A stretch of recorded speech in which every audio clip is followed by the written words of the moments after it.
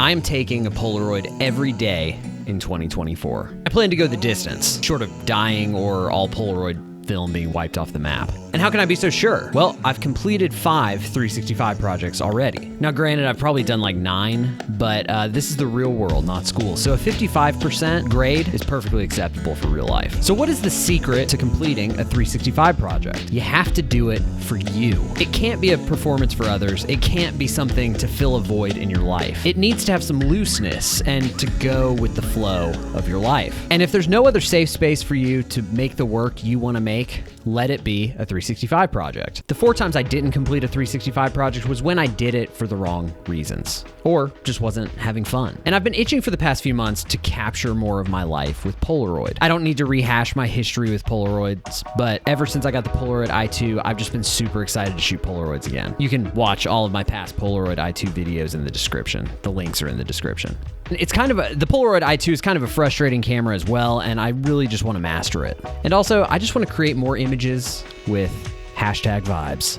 And I've calculated in my head. So it costs $16.99 a pack for Polaroid I-type film, give or take. And if I have a perfect hit rate with images and I shoot no multiples, this 365 project will cost me $883.48. But let's be real, between screaming at my Polaroid i2 light meter and the days where I just have fun and take way too many photos, it's gonna be way more than that. So I'll probably have to at least double that cost. So it's gonna end up being like $1,800 to $2,000 in Polaroid film, making this my most expensive 365 project yet. And that's just it.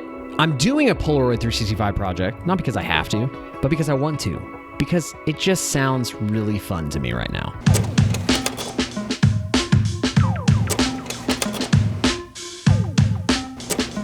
My first ever 365 project had a simple goal: learn photography. I was 2 years into the craft and I wanted to reach another level.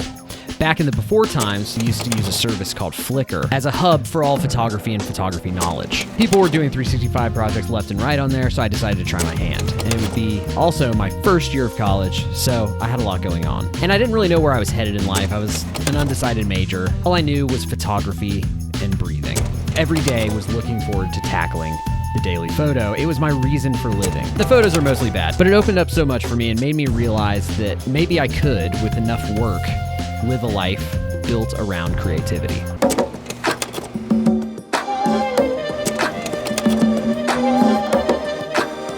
Life was changing once again, and this was my senior year of college, so there was a lot of transition to capture. 365 projects work the best when you capture life in flux, because excitement is around every corner. This was the year I got into double exposures, finished college, got married, and went back to Hawaii, where I grew up.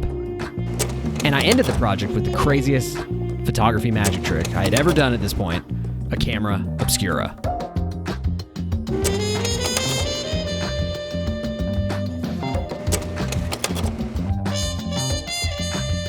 Basically, right after 365 Reloaded, I wanted to shoot a portrait every day. At the time, I was working pretty crappy jobs, like working on the school photography Death Star, a place void of all creativity and fun. And I needed a daily challenge to look forward to. It was incredibly challenging, but really rewarding. And this project really informed how I shoot portraits to this very day.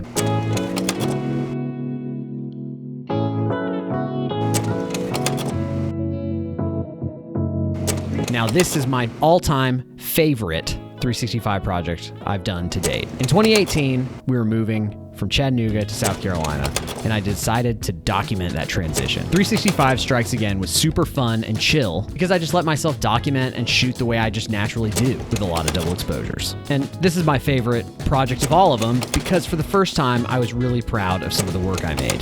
This is also the year I went full-time into photography, and also the year I discovered my love for road tripping with a cross-country road trip from South Carolina to Joshua Tree, California in my trusty Tacoma.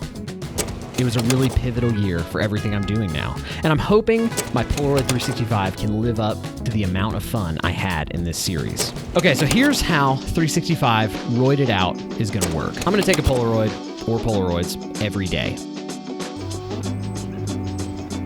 And if I shoot more than one in a day, I'm gonna pick the one that is my favorite or one that just represents the day the best. My goal for this project is to tell the story of a day. And then I'll post the 7 from the previous week on Instagram every Monday. And you can see those at Will Malone and or my Polaroid Instagram account at RoidRage72, although the Polaroid account will have some bonus Polaroids as well. I'm not really looking to flood the zone with daily posts this time around. I think that's just too much in the algorithmic age, because I started doing 365 projects when social media was chronological, so it made sense. Now it's just like too much. It's annoying. And then of course, every so often I will do a double negative YouTube video update as to how the project is going as well. It's gonna be a wild ride. Some days will be fun, some days will be easy, and some days will be really hard. But the joy of doing a 365 project with Polaroids are the limits, the accidents, and the moments I'll be able to capture without having to agonize too much about editing and all that. I'm super pumped to get started. And also, I just wanted to thank everyone who has subscribed to Double Negative this year. We aren't a huge channel yet, but I'm super encouraged by the growth that we've had this year. It's crazy. And I'm excited for an even bigger 2024. So let's get roided out.